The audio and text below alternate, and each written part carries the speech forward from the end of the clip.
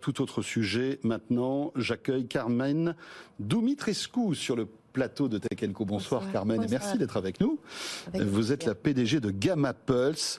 Voilà une belle boîte qui, voilà, une technologie très pointue pour, alors là on change carrément de sujet, pour parler de la qualité de l'air et de l'air qu'on respire, bien sûr, de l'air, vous savez, qui souvent ne change pas souvent dans des pièces. Ça pose des problèmes, hein. On peut avoir des maux de tête. On se souvient évidemment des conséquences que ça pouvait avoir à l'époque de l'épidémie de Covid. Et donc Gamma Pulse, vous avez inventé en fait une technologie avec du plasma atmosphérique pour détruire les virus et les bactéries présents dans l'air. C'est ça ? On a développé une technologie innovante. On a 2 brevets qui protègent notre technologie, Oui. Qui est basée sur la puissance plus C et la physique du plasma, et qui permettent la décontamination à 100% de l'air en un seul passage, sans aucun effet secondaire sur l'environnement, en temps réel, dans une pièce, peu importe le nombre de personnes qui sont dans la pièce, et surtout peu importe la taille des contaminants, des pathogènes.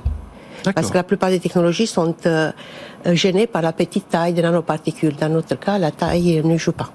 Alors c'est le plasma atmosphérique qui... C'est surtout la puissance pulsée et la haute tension. En fait, c'est une procédé d'électroporèse qui fait que les virus, bactéries, toute la menace biologique, elle est complètement détruite. On n'accumule pas, on n'est pas un filtre, on n'accumule pas, on détruit, on arrache. On pulvérise. Ouais, vous pulvérisez les virus et les bactéries. On pulvérise c'est bien fait pour eux. Excusez-moi, exact. mais tant mieux. Dites-moi donc. Mais pas seulement.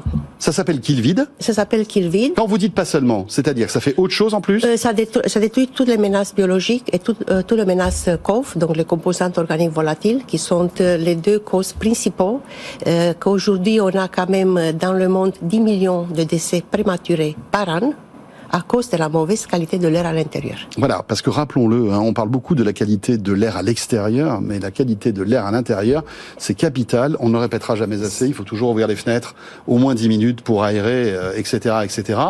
Mais typiquement, dans cet endroit qui est confiné, qui est un beau studio, alors il y a des systèmes évidemment d'aération qui sont perfectionnés, mais comment se présente en fait votre appareil, que vous allez bientôt sortir d'ailleurs, parce que évidemment c'est c'est la conclusion de recherches qui ont débuté en 2014 finalement. En 2020. On a débuté en 2020. On a fait une première levée de fonds en 2020. On est aujourd'hui en deuxième levée de fonds pour industrialiser nos premiers 2 produits, premières 2 applications. Une qui est un système autonome très puissant destiné aux endroits très spécifiques et à haut risque, donc hôpitaux, des endroits sensibles, personnes sensibles et pas de crèche. Et un autre système plus simple qui est destiné aux salles de séminaire, salles de classe. Voilà. Pourquoi des petits appartements? Pourquoi pas dans ce plateau, sur ce Pourquoi plateau, pas dans ce plateau? Et ça ressemble à quoi? Ça ressemble à, on va dire, un aérateur, enfin un système d'aération ou... Ça ressemble à un système indépendant, disons, qui absorbe l'air par des... C'est ce qu'on voit derrière moi si vous êtes avec nous à la télé, c'est ça? Ça, c'est le petit système pour des petites pièces, oui. Donc, l'air est aspiré par les grillages d'en face. Il passe par le traitement des plasmas puissance pulsée par la haute tension à l'intérieur. Il est reminéralisé et l'air pur, il est après sorti en haut. On a fait beaucoup d'études pour le mouvement des masses de l'air dans une pièce pour s'assurer qu'on entraîne un mouvement et qu'on arrive à passer tout l'air par la machine. On a fait des tests virels par l'Institut INSERM, École des mines à Saint-Étienne, avec des résultats exceptionnels qui ont d'ailleurs été publiés dans une revue référenciée en octobre 2022 qui s'appelle Buildings. Donc on est vraiment... le top de top. Ouais. Et évidemment, tout ça renferme énormément de technologie. Hein. Vous êtes installé au sein de l'incubateur de l'École Polytechnique à Palaiseau. Exact. Vous étiez au CES de Las Vegas. C'est pas qu'on a été à Las Vegas, mais on a été sélectionné par la région Île-de-France pour participer sur le French Tech. C'est super. C'est plus que super. Et alors, quand est-ce que sortent vos produits? Donc, le prototype commercial en avril et les premières ventes, on envisage pour fin de cette année, octobre.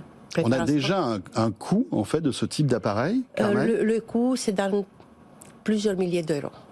À plusieurs milliers? Oui. Donc attention, parce que c'est pas très précis, hein. Le petit, oui, parce qu'aujourd'hui, on me dit je vous le sors à 4 000. Nous, on espère de faire mieux que ça. C'est pour ça. Donc l'idée est vraiment de faire le mieux possible. Est-ce que vous allez vendre votre technologie à des industriels? Je sais pas, moi, je dis n'importe quoi, à des Dyson, enfin à des spécialistes en fait, de ce système de diffusion d'air ou de purificateur d'air? Disons qu'on est dans la Produit très à la mode d'ailleurs en Asie. On est dans très haute qualité. Cet système autonome, il va être beaucoup plus cher que le petit. Voilà. On est dans les très hautes performances. On s'adresse principalement au début au milieu hospitalier. Après, pourquoi pas des Jeux olympiques. On aura des personnages qu'il faut vraiment protéger, aux EHPAD, etc. Et on aimerait bien mettre la production en place en France, ce qui est difficile, mais on se bat pour lever des fonds, pour mettre la production en France. Créer l'appareil ici, l'industrialiser ici. Pour attaquer deux marchés, l'Europe et les États-Unis. Et bien sûr on est partant pour former des alliances pour les autres zones européennes, enfin autres zones du monde, pas européennes, parce qu'on peut pas tout faire. Et bien sûr. On est quand même petite, même si on est comme les grandes, mais on est petite. Voilà, ça s'appelle Gamma Pulse. Merci beaucoup Carmen Dumitrescu. C'est moi qui vous remercie beaucoup. Vous en êtes la PDG. Et voilà, cette première demi-heure de Tech & Co s'achève avec cet air purifié. Et on revient dans un instant, juste après l'info éco avec Faiza Younsi. Tech & Co tous les soirs sur BFM Business, 20h, 22h. À tout de suite.